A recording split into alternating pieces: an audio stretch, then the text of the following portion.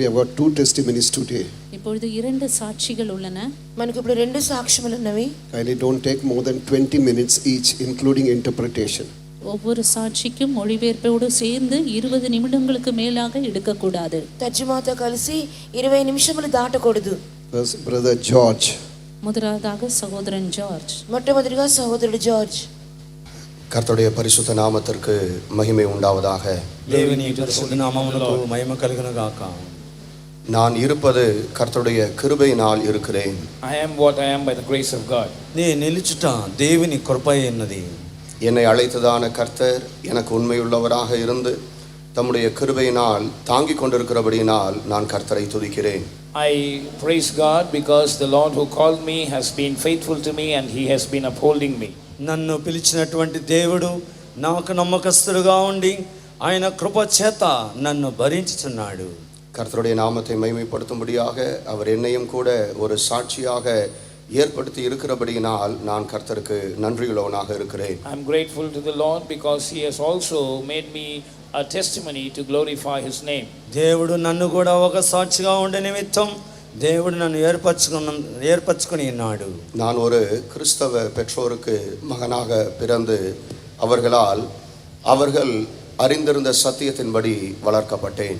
I was born to Christian parents and I grew up according to the faith that my parents had known. నేను ఒక క్రైస్తవ కుటుంబంలో తల్లిదండ్రులకి నేను పుట్టి పెంచబడి ఉన్నాను. వారు తెలిసిన సత్యంలో నన్ను పెంచి ఉన్నారు. நான் வளர்க்கப்பட்டதான இடம் ஒரு மலைப்பாங்கான பிரதேசமாக இருந்தது.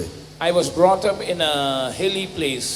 నేను పెంచబడినటువంటి ఆ ప్రాంతం అనేది ఒక కొండ ప్రాంతమై ఉన్నది. அந்நாட்களில் அந்த இடங்களில் சபை கூடி வருவதற்கான எந்த ஒரு சந்தர்ப்பமும் இல்லாமல் இருந்தது.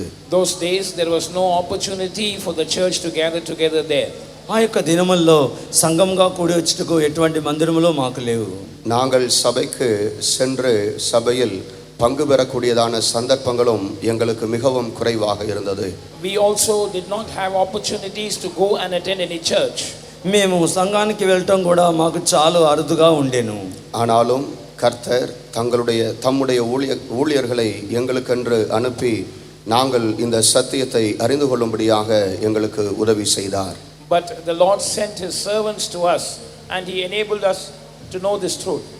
దేవుడు ఇక్కడ దేవుని యొక్క సేవకులను మా యొద్దకు పంపి ఈ సత్యమును తెలుసుకోవడానికి దేవుడు మాకు సహాయం చేసి ఉన్నాడు. அது ஒரு மலை பிரதேசமாக இருந்தபடியினால் போக்குவரத்து மிகவும் சிரமமானதாக இருக்கும். மாத்திரமல்ல அதிகமான நாட்களில் மழையும் குளிருமாக காணப்படும். Because it was a hill station, transportation was very difficult and also it would rain often and it was intense cold there. అది ఒక కొండ ప్రాంతముగా ఉన్నందువలన ప్రయాణం చేయటం చాలా కష్టతరముగా ఉండేను. అదే సమయంలో మిక్కిలి ఎండ అలాగే చలి ఈ విధంగా కష్టమైన పరిస్థితిగా ఉండేది. அதன் நிமித்தமாக சில நேரங்களில் ஊழியர்களுக்கு பேருந்து கிடைக்காமல் போகும் அல்லது அவர்கள் பிரயாணம் செய்கிறதான பேருந்து பழுதடைந்து விடும். So sometimes servants of God would not have bus facilities to come to our place, or sometimes the buses would suffer repair. కొన్ని సందర్భాల్లో ప్రయాణం చేసినప్పుడు బస్సు ఎక్కిన సమయంలో బస్సు కొన్ని సందర్భాల్లో రిపేర్ అయిపోతూ ఉంటుంది. ஆனாலும் கர்த்தருடைய ஊழியர்கள் எல்லா கஷ்டங்களையும் சகித்து பல மைல்கள் நடந்து வந்து சத்தியத்தை எங்களுக்கு கொண்டு வந்து சேர்த்தார்கள். In spite of all these difficulties they endured and sometimes they would walk for miles and brought the truth to us. అయితే దేవుని యొక్క సేవకులు పలు రీతిగా కష్టపడి మా యొద్దకు ప్రయాణం చేసి వచ్చి మాకు సత్యాన్ని బోధించి ఉన్నారు. அவர்கள் மூலமாக சத்தியத்தையும் கர்த்தருடைய அன்பையும் எங்களால் அறிந்து கொள்ள முடிந்தது. Through them we were able to know the truth, not only the truth but also the love of God. వారి మూలముగా మేము సత్యమును దేవుని యొక్క ప్రేమను గ్రహించుకోవడానికి దేవుడు మాకు సహాయం చేసి ఉన్నాడు. கஷ்டங்கள் உண்டு என்பதை அவர்கள் அறிந்திருந்த போதிலும் கூட எல்லா கஷ்டங்களையும் தாண்டி அவர்கள் சத்தியத்தை எங்களிடத்திற்கு கொண்டு வந்து சேர்த்தார்கள். Though they knew it was difficult to reach our place, they crossed all hardships and they brought the truth and presented it to us. అంత దూరం ప్రయాణం చేయటం కష్టతరముగా ఉన్నదని తలంచి కూడా వారు కష్టపడి ఆ సత్యమును మాకు తెలియపరిచి ఉన్నారు. நாங்களும் இந்த சத்தியத்தை அறிந்து கொள்ள, சத்தியத்தை நேசிக்க, சத்தியத்திற்கு ஒப்பு கொடுக்க அவர்கள் எங்களை வழிநடத்தினார்கள். They guided us to know the truth, to love the truth and to surrender ourselves to the truth.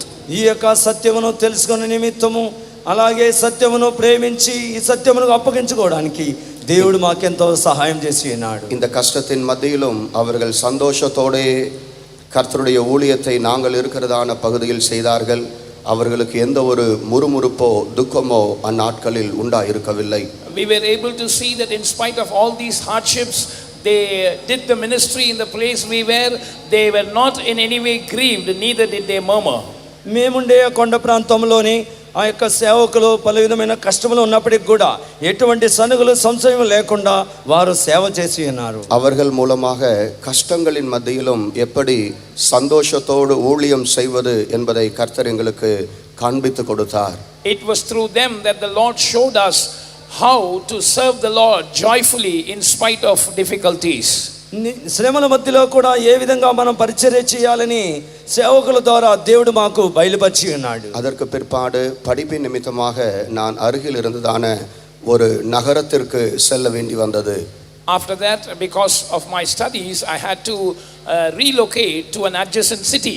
ఆ తర్వాత నేను నా విద్యాభ్యాస నిమిత్తం ఒక పట్టణం సమీపంలో ఉండేటువంటి ఒక పట్టణమునకు వెళ్ళవలసి ఉండేను. அந்நாட்களில் எனக்கு பரிசுத்தவான்களோடும் சபையோடும் எந்த ஒரு ஐக்கியமும் கொள்ளக்கூடாத ஒரு நிலவரம் உண்டாயிருந்தது. Those days I was stuck in a situation where I was not able to have any sort of a fellowship with the people of God and the saints of God. ఆ యొక్క దినముల్లో పరిశుద్ధులతో కూడా ఎటువంటి సన్నిహిత సహవాసం మాకు లేకుండా ఉండెను. அந்நாட்களில் என்னுடைய தகப்பனார் என்னை வந்து அடிக்கடி சந்திப்பார்கள். In those days my father would frequently visit me. ఆ దినముల్లో మా తండ్రి గారు మాట మాటికి వచ్చి నన్ను సంధించి మాట్లాడుతూ ఉండేవారు. நான் என்னுடைய தேவைகளை அவரிடத்தில் சொல்லும் போதெல்லாம், நீ முழங்கால் படியிட்டு கரங்களை உயர்த்தி உன் தேவைகளை எல்லாம் கர்த்தரிடத்தில் சொல்ல வேண்டும், அவர் உன்னுடைய எல்லா தேவைகளையும் உனக்கு தருவார் என்று எனக்கு கற்றுக் கொடுத்தார்கள். Whenever I shared my needs with him, he always taught me that you must kneel down and ask all your needs from God and receive it. అయితే మా తండ్రి గారు వచ్చిన సందర్భంలో నీ అవసరత నిమిత్తం నీకేం కావాలన్నా సరే నువ్వు మోకరించి నీ అవసరతలన్నీ పరలోక తండ్రికి తెలియపరచాలని నాకు నేర్పించి அந்த வழிநடத்துதல் என்னை உலகத்தின் எல்லா தந்திரங்களுக்கும் விலக்கி பாதுகாத்தது. That guidance preserved me from all the subtleties that exist in this world. ఇలాంటి ఒక ప్రార్థనా జీవితం అనేది లోకంలో ఉండే పలు విధములైనటువంటి తంత్రముల నుంచి తప్పించుకోవడానికి దేవుడు నాకు సహాయం చేసి ఉన్నాడు. கர்த்தருக்கு நேராக என்னை வழிநடத்தக்கூடிய பெற்றோரை கர்த்தர் எனக்கு தந்தபடியினால் நான் கர்த்தரை துதிக்கிறேன். I thank my God because he has given me parents who led me towards the Lord. దేవుని మార్గంలో పెంచబడటానికి నడిపించడానికి ప్రియమైన తల్లిదండ్రులు ఇచ్చినందుకు నేను కృతజ్ఞతాస్తుతులు దేవునికి చెల్లిస్తున్నాను. பிற்பாடு மீண்டும் படிப்பின் நிமித்தமாக நான் வேறொரு பட்டணத்திற்கு கடந்து செல்ல வேண்டி வந்தது. Again, because of my studies, I had to move to another city. తర్వాత నేను చదువు నిమిత్తం వేరొక పట్టణమునకు వెళ్ళవలసి ఉండెను. அங்கு கர்த்தர் எனக்கு பரிசுத்தவான்களின் ஐக்கியத்தையும் சபையில் கூடி வருவதையும் எனக்கு ஏற்படுத்தி தந்தார். There the Lord gave me the fellowship of the saints and the gathering together of the church. ఆ ప్రాంతంలో సంఘానికి వెళ్ళటకు పరిశుద్ధులతో కలిసి ఆరాధించటకు దేవుడు అవకాశం ఇచ్చి ఉన్నాడు. அந்நாட்களில் சூரியனுக்கு கீழே கர்த்தருக்கு ஊழியம் செய்வதை காட்டிலும் மேன்மையானது ஒன்றுமே இல்லை என்பதை நான் விளங்கிக் கொள்ளும்படியாக பரிசுத்தவான்கள் மூலமாக கர்த்தர் என்னை நடத்தினார். The Lord led me those days during the saints and made me understand that under the sun there is no excellent thing than serving the Lord.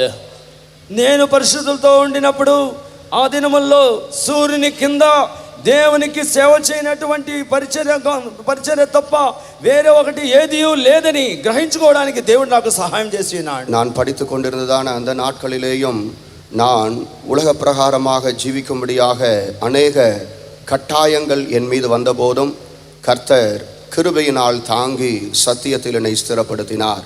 I had peer pressure and they forced me to live according to this to the fashions of this world, but the Lord enabled me to live according to the truth. ఆ యొక్క చదువుకునే దినముల్లో లోకానుసారంగా తిరిగి నిమిత్తం కొన్ని పలు రకాలుగా నన్ను బలత్కారముగా నా మీదకి లోకానుసారంగా తిరగడానికి వచ్చినప్పటికి కూడా దేవుడైతే నన్ను అలా పోనీయకుండా తప్పించి ఉన్నాడు. அந்நாட்களில் கர்த்தர் என்னோடு கூட பேசினார். அவர் எனக்கென்று முன் நியமித்திருந்ததான அந்த அவருடைய சமயத்தில் அவருக்கு ஊழியம் செய்யும்படியாக என்னை அபிஷேகித்து வேறு பிரித்தார். The Lord used to speak to me those days, and in his foreordained time he separated me for this glorious ministry to serve him. దేవుడు ఆ దినములో నన్ను సంధించి ఆయన సేవ చేయ నిమిత్తం దేవుడు నన్ను అభిషేకించి ఉన్నాడు. அந்நாள் முதற்கொண்டு இம்மட்டும் அவர் என்னை அவருடைய கண்ணின் மணியைப் போல பாதுகாத்து வழிநடத்தி வருகிறார். From the day I stepped out into this ministry, the Lord has been keeping me as the apple of his eye till today. అది ఆ దినం మొదలుకొని ఇప్పటి వరకు కూడా కంటి రెప్ప వలె ప్రభు నన్ను కాపాడుచు నడిపించుచు వస్తున్నాడు. ஊழியத்து நிமித்தமாக பல இடங்களுக்கு அனுப்பப்பட்ட போதிலும் கூட எல்லா இடங்களிலேயும் கர்த்தர் எனக்கு எல்லாவற்றிற்கும் எல்லாவுமாக இருந்து என்னை பாதுகாத்து வழிநடத்தி வருகிறார். Though I was sent to different places for the sake of the ministry, the Lord has been my all in all, and he has been preserving and guiding me. సేవ నిమిత్తం పలు స్థలమునకు నన్ను పంపినప్పుడు కూడా దేవుడు నాకు సమస్తమునై తోడుగా ఉండి నడిపిస్తూ ఉన్నాడు. ஒரு முறை ஊழியத்து நிமித்தமாக ஒரு குறிப்பிட்ட இடத்தில் நான் ஊழியம் செய்து கொண்டிருந்த போது, once when I was serving God in a particular place, ఒకసారి నేను గుర్తింపన్నటువంటి స్థలములో సేవ చేస్తున్న సమయంలో அந்நாட்களில் ரட்சிக்கப்படாதவர்கள் மூலமாக கிறிஸ்தவர்களுக்கு அநேக உபத்திரவங்கள் உண்டாயிருந்தது. those days there was a terrible affliction, persecution for Christians through the unsaved people. ఆ యొక్క సమయంలో రక్షణ పొందిన వాళ్ళ ద్వారా క్రైస్తవులకు చాలా శ్రమలు ఎదురైనది. கிறிஸ்துவுக்கு விரோதமாக எழும்பினவர்கள் நான் இருந்ததான அந்த இடத்தில் ஊர்வலமாக கோஷமிட்டு கொண்டு சென்று கொண்டிருந்தார்கள். A group of people who rose up against Christ, they were chanting slogans and they were taking out a procession in the place where I was serving God. నేను సేవ చేయించినటువంటి ఆ స్థలంలో మాకు విరోధముగా చాలా మంది గ్రూప్ వారు విరోధంగా లేచి ఊరేగింపుగా వెళ్లిచూ ఉన్నారు. அப்பொழுது அந்த கும்பலில் இருந்த கிட்டத்தட்ட ஒரு 40 பேர் திடீரென்று நான் இருந்ததான அந்த விசுவாச வீட்டிற்குள் நுழைந்து விட்டார்கள். 40 men amongst that angry mob suddenly entered into the faith home where I was. నేను సేవ చేయించినటువంటి ఆ యొక్క మందిరంలో హఠాత్తుగా 40 మంది మా యొక్క చర్చి మీదకి వచ్చి ఉన్నారు. அவர்கள் தங்களுடைய கண்களுக்கு தென்பட்ட எல்லாவற்றையும் அடித்து நொறுக்க ஆரம்பித்தார்கள். Whatever they found out, they started destroying it. They started breaking things in the faith home. వారు వచ్చిన వెంటనే ఆ 40 మంది కూడా వాళ్ళ కంటికి కనబడినటువంటి వాటన్నిటిని కూడా పగలగొట్టడానికి మొదలుపెట్టి ఉన్నారు. அந்த சத்தத்தை கேட்டதான விசுவாச வீட்டில் இருந்ததான சகோதரிகள் தங்களுடைய அறையை உட்புறமாக தாளிட்டு கொண்டார்கள். Sisters, having heard that noise, they locked themselves up in their room. ఆ యొక్క శబ్దాన్ని విన్నటువంటి సేవకులు వెంటనే వారు తలుపులు వేసుకున్నారు. அவர்கள் தங்களுடைய பாதுகாப்பின் நிமித்தமாக அந்த வீட்டின் பின்புறத்தில் இருந்ததான வாசலின் வழியாக வெளியேறினார்கள். And for their own safety, they managed to get out of the faith home through the back door. ఆ విధంగా వెంటనే వెనుక భాగంలో ఒక తలుపు తెరుచుకొని తప్పించుకొని నిమిత్తం సేవకులు ఆ విధంగా వెళ్ళిపోయి ఉన్నారు. ஏனென்றால் அவர்கள் கேட்டதான சத்தம் அவ்வளவு அதிகமாக இருந்தது. பிரதருக்கு என்ன நேர்ந்தது என்கிறதான பயத்தில் அவர்கள் வெளியேறிவிட்டார்கள். They were so terribly afraid because of that noise that they heard, and they thought something has happened to brother, and so at least we must escape, and thinking so they managed to get out. వారు వచ్చినప్పుడు బహు శబ్దము చేయటం వలన ఆ brother గారికి ఏమి సంభవించిందో అని భయపడి సేవకులు ఆ విధంగా సిస్టర్స్ బయటకు వెళ్ళి ఉన్నారు. ஊரார் அனைவரும் சுற்றி நின்று சம்பவித்துக் கொண்டிருந்ததான காரியங்களை பார்த்து கொண்டிருந்தார்களே அல்லாமல் அருகில் இருந்தவர்களோ யாரும் சகோதரிகளுக்கு உதவி செய்ய முன் வரவில்லை. The villagers were just looking at what was happening. They did not do anything to help even the sisters. ఆ విధంగా వారు వచ్చి ధ్వంసం చేస్తున్న సమయంలో చుట్టుపక్కల ఉన్న వారందరూ వేడుక చూస్తున్నారు కానీ సమీపంలో ఉన్నవారు కూడా వచ్చి సేవకులకి సహాయం చేయలేదు. நான் என்னுடைய அறையில் இருந்தேன். அப்பொழுது சிலர் திறந்திருந்ததான ஜன்னல் வழியாக பெட்ரோலை அந்த அறைக்குள் ஊற்றி தீ கொளுத்தும்படியாக அவர்கள் முயற்சித்தார்கள். I was in my room, and through the window that was opened, certain men poured petrol into the room and they tried to lit fire. ఆ విధంగా నేను ఉండేటువంటి ఆ గదిలో కొంతమంది ఆ విధంగా పెట్రోల్ పోసి నన్ను నిప్పంటించాలని చూసి ఉన్నారు. ஆனால் கர்த்தர் எல்லா விபரீதத்திற்கும் எங்களை விலக்கி பாதுகாத்தார். அங்கு கொளுத்தப்பட்டதான அந்த தீக்குச்சிகள் அந்த பெட்ரோலாலே அணைக்கப்பட்டு போயிற்று. But the Lord preserved us from any untoward happening. The matchstick that they tried to lit the fire with was put out by the petrol. అయితే ఆ విధంగా వారు పెట్రోల్ పోసి అగ్గిపుల్లం గీసినప్పుడు అది కాలలేదు, అది అలాగే ఆరిపోయింది. దేవుడు ఆ విధంగా మమ్మల్ని తప్పించి కాపాడి ఉన్నాడు. அந்நாளில் நம்முடைய விசுவாசிகளில் ஒருவர் பாதுகாப்பு படையில் வேலை செய்து கொண்டிருந்தார். அன்று இரவு அந்த பாதுகாப்பு அலுவலகத்தில் அதிகாரிகள் தங்களுக்குள் பேசிக் கொண்டிருந்த போது இந்த போதகருடைய வீட்டில் ஏன் அந்த பெட்ரோல் எரியவில்லை என்பதை குறித்து அவர்கள் சம்பாஷித்துக் கொண்டிருந்ததாக அவர் பிற்பாடு எங்களிடத்தில் சொன்னார். Those days one of our believers was working in the police protection force. That night when the police were having a conversation amongst themselves, they were very amazed and astonished as to why the fire was not able to burn in this pastor's house. అయితే అక్కడ ఉండేటువంటి ఒక security వాళ్ళు అందరూ మాట్లాడుకుంటున్నారు ఈ విధముగా, ఆ యొక్క సేవకుని గదిలోని పెట్రోల్ పోసి అగ్గిపుల్ల వేసినప్పుడు ఎందువలన అది కాలిపోలేదని చెప్పి వాళ్ళు మాట్లాడుకుంటూ ఉన్నారు. அதற்கு பிற்பாடுதான் கர்த்தர் எங்களை கண்ணின் மணியை போல பாதுகாப்பதில் எவ்வளவு உண்மையுள்ளவர் என்பதை நாங்கள் விளங்கிக் கொண்டோம். Only after he shared that with us later we understood how faithful is the Lord in keeping us as the apple of his eye.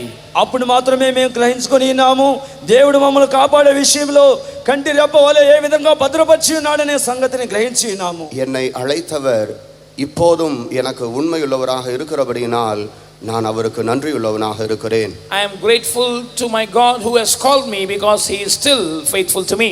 నన్ను పిలిచినవాడు నాకెంతో నమ్మకస్తుగా ఉన్నాడు గనుక ఇప్పుడును ఆయనకి నేను కృతజ్ఞతాస్తుతులు చెల్లిస్తూ ఉన్నాను. அதற்கு பிற்பாடு மரணம் மிகவும் எளிதில் சம்பவிக்கக்கூடியதான இடங்களிலேயும் ஊழியம் செய்யும்படியாக கர்த்தரனை கொண்டு சென்றார். After that the Lord took me to different places. Some of those places were dangerous places where I could easily meet death. అటు పిమ్మట దేవుడు నన్ను పలు విధమైనటువంటి ఒక అపాయకరమైనటువంటి మరణించేటువంటి అంత అపాయకరమైనటువంటి స్థలములో కూడా సేవ చేయడానికి ప్రభు నన్ను తీసుకుని వెళ్ళినాడు. துப்பாக்கிச் சூடு என்பது மிகவும் சாதாரணமான காரியம். Gun firing was a very common thing there. ఆ యొక్క తుపాకీతో పేల్చేటువంటి ఆ ప్రాంతంలో నేను సేవ చేసినాను. ஆனாலும் அப்படிப்பட்டதான இடங்களிலேயும் கர்த்தர் உண்மையுள்ளவராய் தம்முடைய தூதர்களை அனுப்பி முன் சென்று அவருடைய சுத்தத்தின்படி ஊழியம் செய்யும்படியாக பலப்படுத்தி நடத்தினார். But God was faithful. He was faithful to his promise. He sent his angels before us. He guarded us and he led us according to his perfect will. అయినప్పటికీ కూడా దేవుడు నాకు ఆయన దూతలను పంపి ఆయన చిత్తానుసారముగా సేవ చేయుటకు దేవుడు నాకు సహాయం చేసి ఉన్నాడు. அதற்கு பிற்பாடு நான் வளைகுடா நாடுகளுக்கு பரிசுத்தவான்களால் அனுப்பப்பட்டு இப்போது அந்த இடங்களில் நான் கர்த்தருக்கு ஊழியம் செய்து வருகிறேன். After that I was sent to Gulf countries by the saints and I am serving God. ఆ తర్వాత నేను పరిశుద్ధుల ద్వారా బయట దేశములకు కూడా పంపబడి అక్కడ సేవ చేయించున్నాను. மகிமையில் இயேசு வெளிப்படும் போது நான் அவரை முகமுகமாக சந்திக்கவும் நித்தியம் முழுவதும் அவருடைய மார்பில் சாய்ந்து கொண்டு ஜீவிக்கவும் ஏற்ற விதத்தில் ஜீவிக்க ஊழியம் செய்ய நீங்கள் அனைவரும் உங்களுடைய ஜெபங்களில் என்னை தாங்கும்படி கேட்டுக்கொள்கிறேன். I request your prayers so that when the Lord of glory appears I can also meet him in glory and I should do a life and ministry so, worthy of being in his embrace forever in eternity. ఆ విధముగా నేను నిత్యము ఆయన రొమ్ము మీద ఆనుకొని ఆ మహిమ కలిగిన యేసు యొక్క రాకడలో చేరేంత వరకు కూడా సేవ చేయ నిమిత్తం నా గురించి ప్రార్థన చేయమని కోరుచు ఉన్నాను. కర్తருக்கு స్తోత్రం. Praise be to God. దేవునికి స్తోత్రములు.